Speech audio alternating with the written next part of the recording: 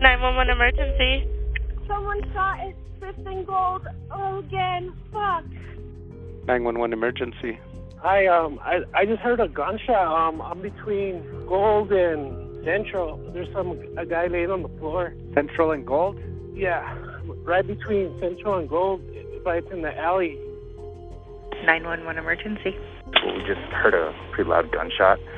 It looks like some people running. One of them was running with a stroller. Hello? Yeah, hi. I was just getting out the car to come in my school, and I witnessed some guy get shot right behind the street. It was 11:20 a.m. on March the 4th, 2022, and the calls were pouring in to the Albuquerque, New Mexico 911 center reporting a shooting. Police units were already en route, though, having been alerted to an automated ShotSpotter report that had come out. Acoustic sensors placed around town had picked up the sound of a gunshot and pinpointed the location to an alley bordered by Gold Avenue and southwestern 5th and 6th Streets. In the intervening minutes, as police swarmed to the vicinity, 911 operators continued talking to the callers, trying to get as much information as possible. Any clues they could give as to what happened, how it came about, and where the perpetrators went could be vitally important. See a guy that's shot, or? Yeah, well, there's two people in one. I heard a gunshot, and I looked, and there's a girl running away, and then she took off in the car. You see a girl running away, or what? How many minutes ago? Maybe like 5 minutes or less. Like 3 minutes. 3 minutes, and you heard one gunshot? Yeah. One gunshot. I just saw a guy falling onto the floor, and somebody took off running. And then a car took off after that. A female? Yeah, that was a female. She had a mask on. So she got into a vehicle? Yeah, it looked like a Malibu, those older ones. What color? 4-door. Looked maroon. It had like a...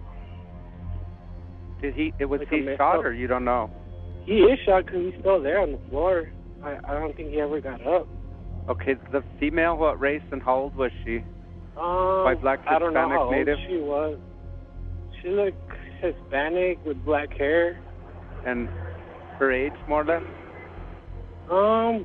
She looked young, probably early 20s, maybe late 30s. Is she the one that shot him, or you don't know? I think so, because he was next to that guy when she left. She started running towards the car. And yet another one of the witnesses has a different view and different details. Do you know if anybody's shot? We just saw somebody drive away aggressively. I don't know if that means there's anything to do with it. What color was the car? Silver. About how old would you guess? He probably looked like he was late 20s. All white jumpsuit and had some kind of red design on the front. White pants though and shit. Okay. Did you see who did it? No, I just heard the shot. I just heard someone shoot. Ooh. Take a breath, ma'am. I've got a call for service created. We'll get officers on the way.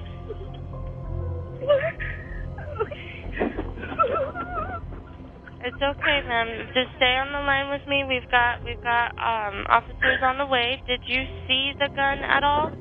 No. No? But there's Okay. a lot of people back here and they're leaving. Okay. They're leaving in a Nissan, a gold Nissan. They're turning down, they just turned down Central. And another caller has a different view of the situation and different versions of what the getaway car looked like.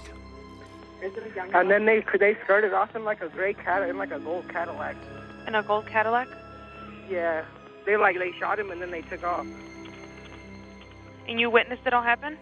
Yeah, I witnessed it all happen. I had my baby with me and everything. It was like an older Cadillac. I'm not sure. I didn't get a good look at it. I was just getting out the car, and then out of nowhere, I just heard boom, and then I turned around and some guy was on the floor.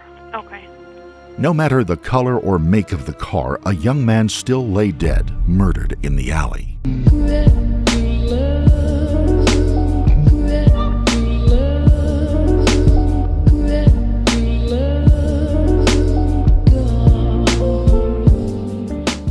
Before we begin, we would like to extend our deepest sympathies to the family and loved ones of Josue Ruiz, a young man taken far too soon. The young man in question was 16-year-old Josue Ruiz, known as Jay to his friends and family. He had been slipping in and out the back door of Lindy's Diner throughout the morning, taking phone calls while working as a dishwasher, according to statements taken by police from the management there. Now, Jay's body was left laying in a handicapped parking space, shot through the eye.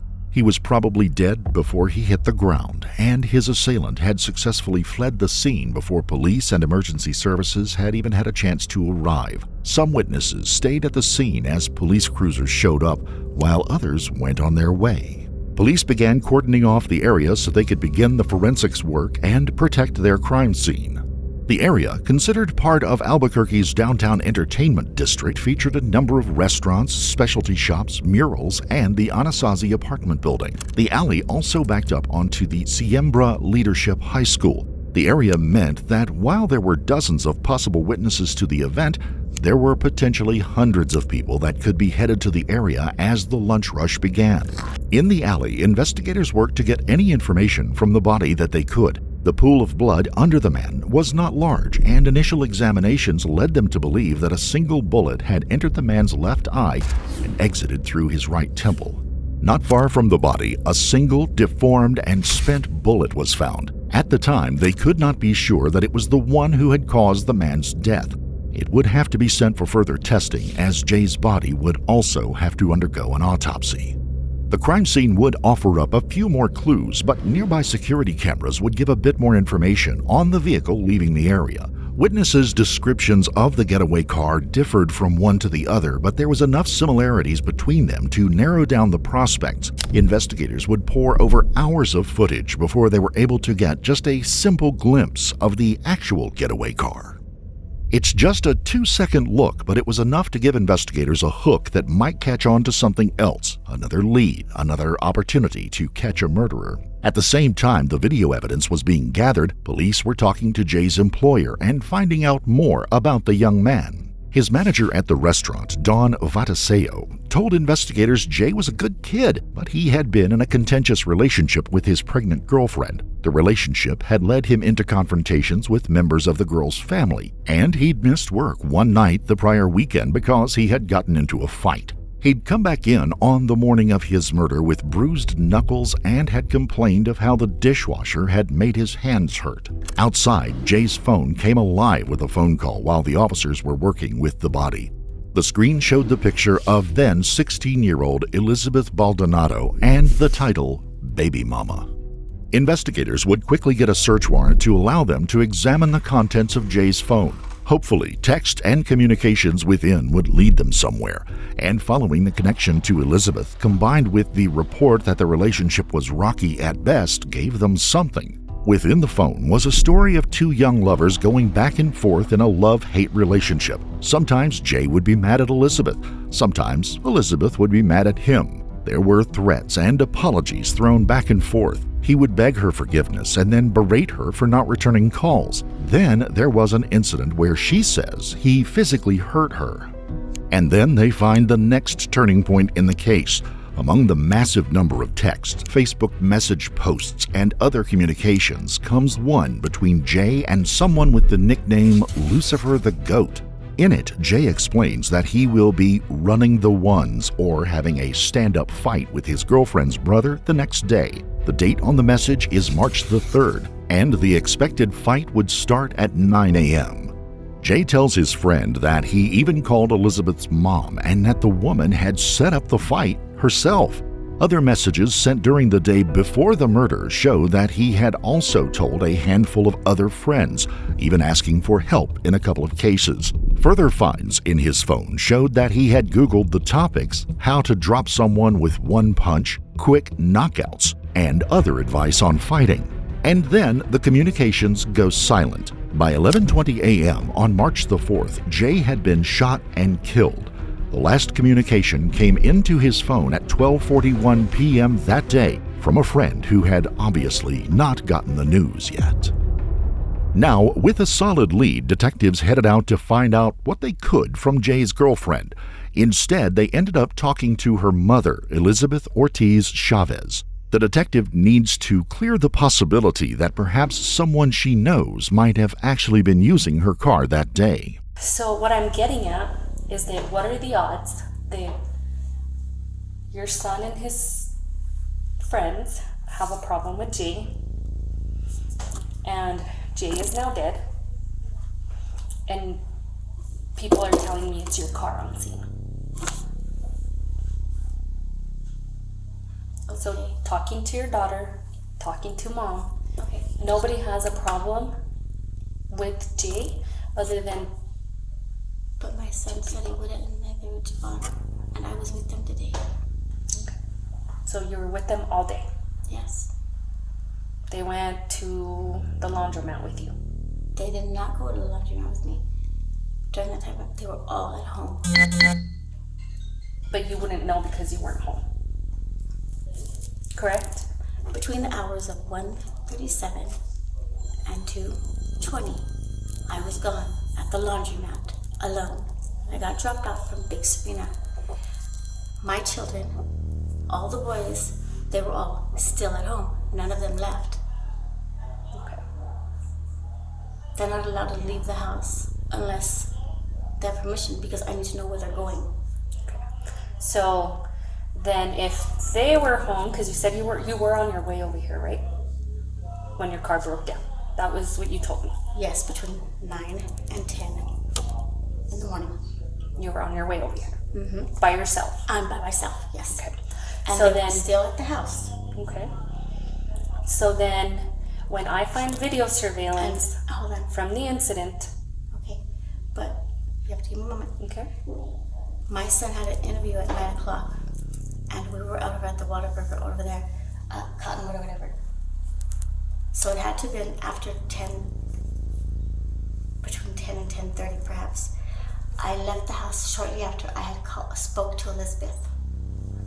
It's a convoluted story, but one that Elizabeth seems to be able to keep straight, perhaps through all the notes that she's taking. She seems stunned by the events and can't fathom what has happened. Still, she is protective of her family. If I didn't believe that that there's a huge possibility of your car being involved, I wouldn't have Mirandized you. Hence why I didn't Mirandize you up until now, okay? Because you're saying it broke down, I left my car there. We've been driving up and down. I know, we've been driving up and down trying to find your car. We've called in, checked to see if it was towed. It has not been towed. And again, so then where's my car? That's what I'm trying to tell you. Okay. Okay? So, did you shoot Jay? No, I didn't. No. He's a kid. He's a baby. I know, but somebody did. But no. I have no reason to do anything. Okay, so then you leave your car, right? You leave your car, you walk back home, and then at 1:37, Sabrina takes you to the laundromat. At 2:20, you come back, and then obviously all this is going on, right? I'm sorry, I just completely zoned out on you because I'm just a little hurt. Okay. So, and again, I am recording. I am going to remind you that there is video surveillance footage in that alley. I heard you. I'm going to find out. Okay. I'm just waiting for, and I mean, it might be ready. I don't know because I've been here interviewing everybody, but I do have officers there trying to pull the video surveillance. So I am going to find out what happened, being that you bring up your car and it matches the description that I was given. What do you mean? There was witnesses. Okay, there's witnesses in the area. There's a school there. I don't know if you know that. I was not there. Okay, but I'm telling you, your car was. That bothers me.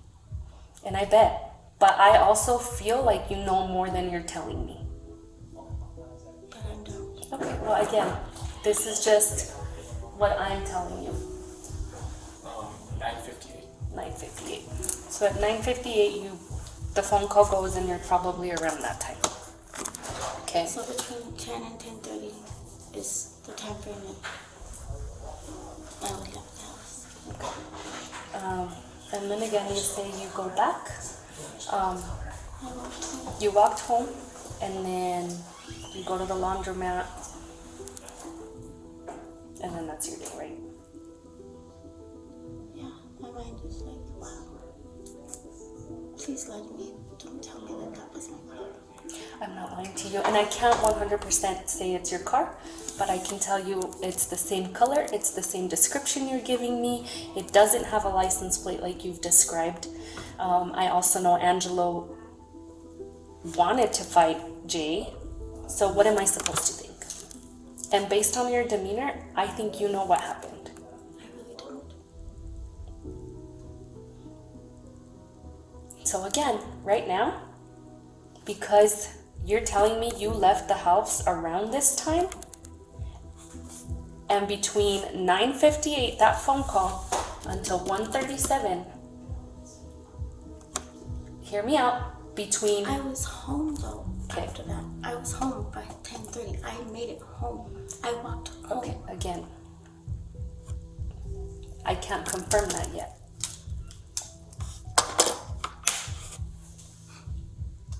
This is craziness. Because again, I'm telling you, based on your demeanor, I think you know what happened. And I know it's your car. And I am gonna confirm it on video surveillance. I hope you do, because I'm like lost right now. Well, I mean, if you're gonna stick to this story and say that you really don't know what happened. I know where I left my car. That's what I know. Okay, you left your car, cool. Let's believe that you left your car. Angelo and his friends probably went and got your car. They didn't even know where the car was. They don't know where the car was. They weren't even with me. I went by myself. The detective pushes a bit more to see if the pressure might put a crack in Elizabeth's story. Okay. Again, once I get that video surveillance, I understand. I hope you're telling the truth. I understand what you're saying. Okay. You're basically telling me what you think. Based on the information and investigation that I have done throughout the day,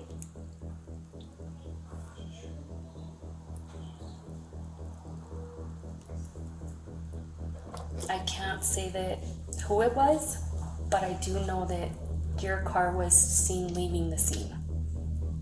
I wasn't anywhere near my car. Does my daughter know? No. Because I feel like I should share this with her because it's going to probably hurt her. If Elizabeth's car was broken down at the side of the road and her son had an appointment for a job interview, then leads the police were chasing down right now were beginning to get shaky. They needed to check with Angelo Baldonado now, Elizabeth's son and the brother of Jay's girlfriend. They were working at a local restaurant and the managers allowed the young men to be interviewed in their break room. It was around 8 p.m. on the day of the shooting. I think he was actually somebody that you knew because he was dating your sister. My sister, I got like four sisters. Okay. But all of your other sisters aren't dating somebody. You have a little sister. I just got done talking to your mom. Yeah, okay, well, little sister. But yeah, my older sister did so too. She got a husband. So. Jay? Talking about Jay? Mm-hmm. Is he alive? No, he's not. He's dead. So I just wanted to find out from you just a little bit. Can you tell his girl? You talked to his girl, right? He said that. Okay, yeah, for sure. So from my understanding, you guys have known each other for a while. You kind of have like a kind of good kind of. We was cool. We was good. Like we are good. It's just like one time he hit my sister, so. He hit your sister? Yeah, we just got into like a little dispute, like we were just yeah. But then we was cool after that. Okay. So we talked to your mom this afternoon, and she said that you guys had her new car, the one that she had just bought, the Toyota, that you guys had it this afternoon. Where's that car? Detective already knows that Angelo's mom's car is a near match for the one spotted at the scene and captured on video.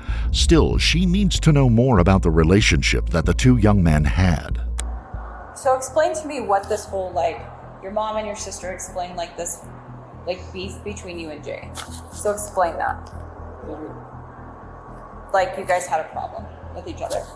You and Jay. We had a problem with him and my sister. Which you also had a problem with. Yeah, that was the problem, was just because they were sister. Because he hit your sister. But like I said, we had that we fought. And then we didn't really like talk after that, but we both kind of separate ways. Yeah. When did you guys fight? So, and basically, and let me kind of explain. So all we're trying to do is just kind of trying to get an idea of who might this kid have been around, or do you know what I mean? Like, did he cause problems? I didn't really hang out with him like that. Like, the only time I really hung out with him was when my sister came home and gave me. Yeah, I only ran the first time we were chill. We laid by some car. Yeah. Car told her okay. We just like, yeah, we just make game for you guys, pretty much all we did. We didn't really talk to each other. It was just like, the most we said was like, come help me, you know, like this is on the game or something. Yeah. Right. Like I said, all we're trying to do is just talk to everybody. Hey, is my sister okay though? She is. Yeah, she's okay. She wasn't. Is she really okay? I mean, she's upset. She's been okay for the same way. I mean, she's. Talked to her. I haven't seen her in a couple of days. Yeah. No, she's. I mean, she's pretty devastated. I will tell you that. She's like super upset. I didn't care for him. Yeah. But my sister liked him and loved him, so gotcha. That respect of him, you know. Yeah. Is she okay? So she's not hurt. She's fine. She wasn't with him. Okay, she was at the apartment. She's devastated. She's very, very sad. She's extremely hurt. She's super angry at whoever did this. Do you know what I mean? As you can understand. You know, she's got a lot of hate and anger for the person that did this. But she's okay. She's very devastated. But her physical person, she's okay. She's not hurt. But mentally she's destroyed. Another detective steers him back into talking about the alleged fight that was supposed to happen. You guys talked about fighting. He said he wanted to fight me, but I didn't know why, but there's no reason to. Just let it be. But that was a while ago. I think he just looked more at the rematch because it was like a week after. But that's it.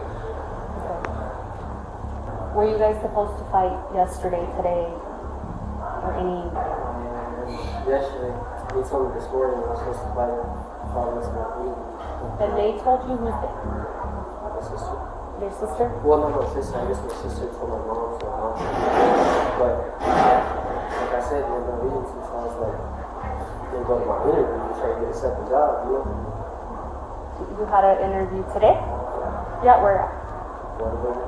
At what? Whataburger? At what time? The detectives press about the arranged fight before they are interrupted and the interview ends. So, your sister tells your mom tells you that Jay wants to fight. So when did you guys plan to meet to fight? I didn't plan nothing. He assumed. And I was just like, we had our disputes and stuff like we did. Okay, so was there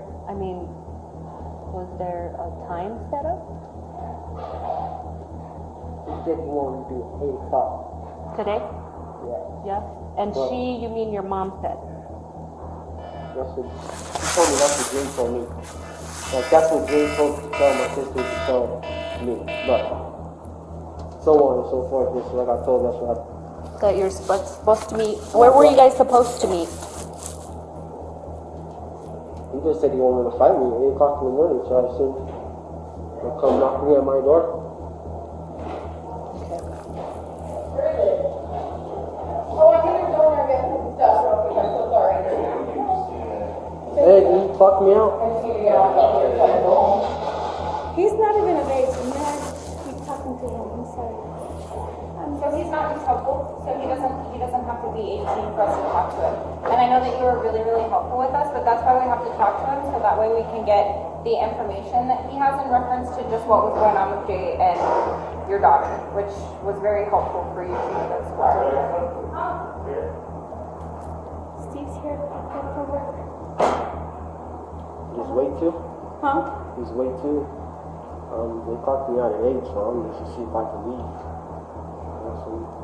Yeah, and like I said, he was just being very helpful. He's just giving us information in reference to Jay and kind of what was going on with him. You're more than welcome to hang out while we talk to him. I want to stay with you. I want to stay with Brian. I mean, it's up to him. If he doesn't want you here, he doesn't have to have you here. Huh? Yeah, Lisa's here and Laura's here. I had to have Can I go picked up? Talk to my sister. Oh, to Elizabeth? Yeah. Like I said, you're really willing to talk to us if you want to go talk to your sister. So there is one thing that we are going to need, just like we did with your sister. So we're going to secure it. We're going to do a warrant on it. No. We're going to secure it. And we're gonna... Your mom can, but we are going to take your phone. I don't have a phone. Okay. And I your am daughter's conducting an outside. investigation like I explained to you earlier, Elizabeth. I'm taking your phone. You're not giving it back until I'm done with it. But as soon as I'm done with it, I will give it back to you. I know, I'm so sorry. Yeah, it only takes a couple days. No arrests were made that night, but over the next few days, alibis are checked and evidence is collected from the autopsy of Jay's body. Two friends that Angelo said could back up his story of being somewhere else at the time of the shooting backed away from fully agreeing that they had seen him at the time. During the autopsy, 2 small bullet fragments were found in Jay's body. The projectile entered the man through his left eye, went through the frontal lobe of his brain, and exited through the man's temple. A small bullet fragment weighing 4/10 of a grain was recovered from just under his scalp, and another, smaller fragment weighing 1/10 of a grain was lodged in the back of his right eye. No other injuries except for some scrapes and bruising on one set of his knuckles was found. The cause of death was ruled a homicide by gunshot. While Angelo was the leading suspect, additional evidence was going to be a necessity. Investigators sought and obtained a search warrant for the home where Angelo lived. It was served, and in the search, a .45 caliber Glock 21 Gen 4 pistol was found concealed in a vent behind the home's heater. The gun was found with a full extended magazine holding 26 rounds. The gun was seized, treated with Prince Protectant, and taken into evidentiary protection. Angelo would be arrested and taken into custody. Angelo was restless but cooperative. They explain his rights, and he says he would like to have his mom be there for any questioning. Hey, Angelo. I'm still that chair, sorry. I'm sorry, Angelo. I don't know if they tore your house up or not. Yeah, they did. They went to my baby. That's what I'm saying. Oh, well, I mean, we searched the house, but we didn't break anything. The what? Oh, yeah, usually there is. But, you know what we like? Absolutely, let me get some. You got it? Is my mom going to be here somewhere? Is your mom gonna be here? Was she driving? Was she driving down here? No, she was talking to one of the people that was there at the house. Oh, at the house? Yes. I was at the office. Sorry, I was no longer at the house. Do you know who she was talking to? No, what happened was when I went to get my mom so she would come back home. And then I was getting arrested for a warrant. I don't even know what the warrant was for. So my mom started talking to him. She said she was going to be there. She's going to have one of them take him or something like that. So okay. She should be coming. So she should be coming. Okay. And if not, she should be coming. She should? Okay. And now he's in for a long wait. They can't seem to locate his mother, and without his phone, Angelo can't remember the numbers of any of his other relatives. Over the next hour, he waits, sometimes impatiently, sometimes trying to sleep. Once, he does get a chance for a bathroom break, but in the end, he's left hanging in the wind. So my sergeant just got back. Your mom was not at the house. At this time, you are going to get booked for your warrant. Okay. What exactly is the warrant anyway? It's a homicide warrant. But why? I didn't do nothing. Okay. Again, because you said that you wanted to speak to me with your mom, I can't ask you questions. At this point, I am booking you for the homicide warrant. And that's all I can do. Okay. The detectives let him know that there is no more waiting this evening, and the police will take him over for juvenile holding in the Bernalillo County Youth Diagnostic and Development Center. Appreciate you being so respectful with us today. You're welcome, son. Yeah, can you send the officer and stuff so we can get going? Absolutely.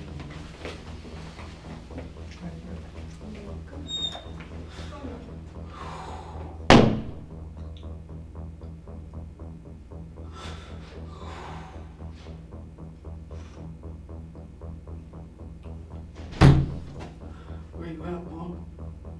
Where the fuck are you at? Angelo would be charged with first-degree murder in the death of Jay Ruiz, and for almost a year he would be held in juvenile custody awaiting a trial and eventual sentence if found guilty. That could see him as a middle-aged man before he saw freedom again. And then detectives in the case got a phone call from someone who had been in touch with Angelo's half-brother, Gilbert. It was that call that pulled on a few of the loose ends in the case and would unravel the story that had been established. She said that using a fake identity account she had on Facebook, she had begun messaging with Gibby DeMenace, and he told her a number of things. She would read the text of the messages to the investigators. But I've been kind of watching, everything that goes on Facebook, and I was able to see that Gibby was pretty hateful towards his mom and would always make comments about her and the family, and then he started making posts about the brother being there, that he doesn't belong there, and so I figured maybe I could get him to say something about it. He was the weakest link in the family. So why is your brother locked up? Because my mom and him went to go fight my sister's baby daddy because he beat her. And when they got there, my sister's baby daddy tried to pull out a gun, but he got hit before he could even get his gun. But they put the murder on my brother. I said, that's real fucked up. Why they put it on your brother? He said supposedly witnesses were there and said it was him. And they say they also got video and that it looks like him in the video, but you can't see shit. All you see is a big-ass group, and then everybody scatters. I said, what the f***, your mom didn't tell nobody it wasn't him? He said, nope. I said, if I had kids and it was them or me, I'd say I did it. I never want to be like my mom. I hope he gets out. That's so f***ed up. He said, the crazy part is my little brother ain't telling on my mom. I said, there's no way my brother is getting out. He should, man. That's f***ed up. And he said, that's what I say. I said, so your mom did it and let your brother go down? And he said, yeah. I said, man, our moms have to be related or some shit. He said, for real, they ought to be. I said, have you tried to tell your brother to tell? He said, yeah. He said, yeah, but he tells me no. But that's how we was raised. No matter what the situation is, don't tell. And if we do, we got to face consequences. So your mom killed your sister's baby daddy and your brother is going down for it. He said, I don't know how beautiful. I really don't. I wish I did, though. And yeah, pretty much. Gilbert was known to the detectives, and they quickly found other incriminating and inflammatory comments on his Facebook profile. It was looking like things were not as they seemed, and perhaps that Angelo might be less than a murderer. Detective Burciaga went over to the Juvenile Detention Center in an effort to get a better set of fingerprints and a DNA sample from Angelo for evidentiary purposes. The young man seems to be doing well, but something has been weighing on him. Angelo approaches the detective and asks her about talking more on the case. Sorry, I do know. My main question would be, if everything would be happening what we're talking about right now, would I get at least the first degree dropped down? So would be the way to work around it. So if you're wanting to now give a statement, we can definitely schedule an appointment where it's me, you, and the attorney. And then I'm more than welcome to talk to you then. And what they learn would be enough to seriously change Angelo's status and bring someone else into custody. All right, Elizabeth, come on out. We're going to go into this interview room over here, and I'm going to take your cuffs while we're talking, okay? Let me take your cuffs off. Obviously, I know you were visiting Angelo. I know you were visiting Angelo. How is he doing? He's okay? Yeah? Okay. How are you doing? Because he's in there for nothing. He didn't do anything wrong. And I mean, just in general, not. Okay. So, just because you already know why you're here, you've been in handcuffs, you've been in the back of the cop car. Just now. Yeah.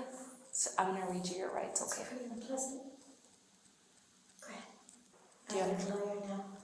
Okay, fair enough. With that being said, what's gonna happen now is I'm gonna stop this interview. You're going to jail on 2 warrants, okay? You do have an open count murder warrant, and you do have, and I have to look at that one to read you the exact, but it's a child warrant, okay? And that's not mine. It's not for me to discuss, but that's what one of the warrants is for, okay?